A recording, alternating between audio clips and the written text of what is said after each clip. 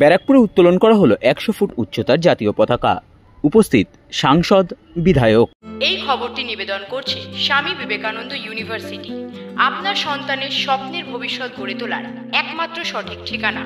যোগাযোগ 7044086270।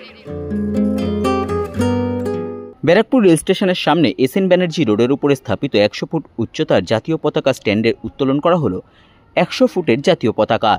এই দিন জাতীয় পতাকা উত্তোলন করেন ব্যারাকপুর লোকসভা কেন্দ্রের সাংসদ পার্থ ভৌমিক, ব্যারাকপুর বিধানসভার বিধায়ক রাজ চক্রবর্তী। সাথে উপস্থিত ছিলেন ব্যারাকপুর পৌরসভার পৌরপ্রধান উত্তম দাস, উপপৌরপ্রধান সুপ্রভাত ঘোষ সহ পৌর পরিষদ সদস্য, পৌরপিতা ও পৌরমাতারা। এর পাশাপাশি কবিগুরু রবীন্দ্রনাথ ঠাকুর ও বিদ্রোহী কবি কাজী নজরুল ইসলামের মূর্তিরও উদ্বোধন করা হয়। সংবাদ মাধ্যমের মুখোমুখি হয়ে ব্যারাকপুর বিধানসভার বিধায়ক রাজ চক্রবর্তী ও ব্যারাকপুর পৌরসভার পৌরপ্রধান উত্তম দাস বলেন, দেখো এই ব্যারাকপুরের একদম স্টেশন রোডে এবং স্টেশনের সামনে এই পতাকা লাগানোর পেছনে একটা অন্য কারণ ছিল। সেটা আগেও বলেছি যে যখন আমি বিধায়ক হয়েছি তখন আমার প্রথম মনে হয়েছে যে এই ব্যারাকপুর স্বাধীনতার একটা বড় অঙ্গ হিসাবে, বড় অংশ হিসেবে পীঠস্থান, এবং এখান থেকে স্বাধীনতা আন্দোলনের শুরু হয়েছিল প্রায় বলতে গেলে আর কি। এবং বহু মানুষের কন্ট্রিবিউশন রয়েছে স্বাধীনতা সংগ্রামে, প্রচুর ফ্রিডম ফাইটার এখানে ছিলেন এখানে।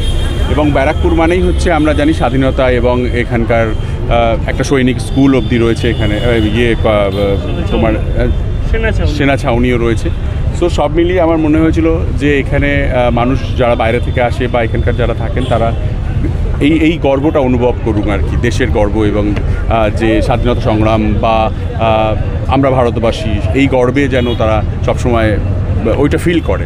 তার জন্যই 100 ফুটের হাইমাস ফ্ল্যাগটা লাগানো হয়েছিল। এবং 15ই আগস্টটা আমরা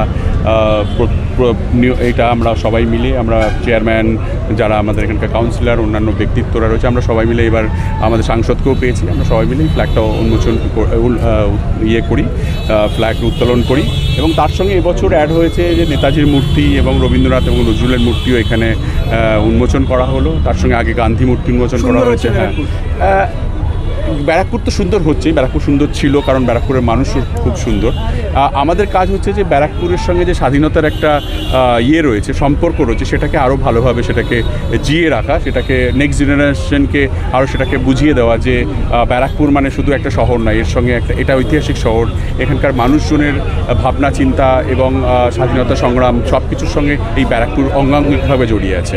যে ব্যারাকপুরের একটা গর্ব, 79তম যে স্বাধীনতা দিবস, আমরা প্রত্যেক বছরই এখানে উপস্থিত হই। আজকে আমাদের 100 ফুটের হাইমাস্ট যেটা তৈরি হয়েছে সেটার উত্তোলনের জন্য। কিন্তু এবারে যে অবস্থা আছে, বিশেষ করে বাংলাভাষী এবং বাংলা মানুষের সকলকে ঐক্যবদ্ধ, সংঘবদ্ধ হতে হবে।